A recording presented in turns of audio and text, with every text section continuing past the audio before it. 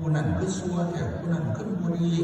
มันคือบ่ปฏิบัติมันคือบ่เฮ็ดนั่นเฮ็ดนี่จังซั่นจังซี่ให้มันดี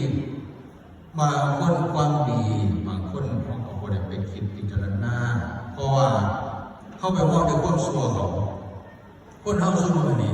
มาเรื่องมันทุกข์ย้อนความชั่วคนอื่นนี่ทุกข์ย้อนความบ่ดีของคนอื่นถ้าที่เจ้าของบ่ได้ไปเฮ็ดอยู่ในข่าวก็ดีเขาผิดกันเรื่องผัวเรื่องเมียเขาผิดกันเรื่องนั้นเรื่องนี้มิตรภาพอยู่หันอยู่นี่บ่ดีมาเพื่อเขาก็ไปถูกนำเขาไปวิพากษ์วิจารณ์ไปบอกไปว่าไปด่าจักแม่นบ่แม่นแต่ของบ่ได้เห็นบ่ได้อยู่นำเพิ่นเอาหูปานเพิ่นเห็นกับตาเอามาเว้าเอามาว่าเอามาด่าบางเทื่อก็เลยปากเจ้าของโดยที่เขาบ่ได้รู้จริงคันเพิ่นเฮ็ดบ่ดีเพิ่นเฮ็ดชั่วมันก็เป็นบาปของเพิ่นก็รับของเพิ่นไปเฮาก็ไปซอยอย่างเพิ่นบ่ได้แต่ว่าเฮาอยากให้เพิ่นดีเฮาก็ไปซอยบ่ได้เป็นหยังเพราะมันชีวิตเพิ่นฉะนั้นเฮาทั้งหลายนี่คันเฮาอยู่ในสังคมบ่ว่าสังคมใดก็แล้วแต่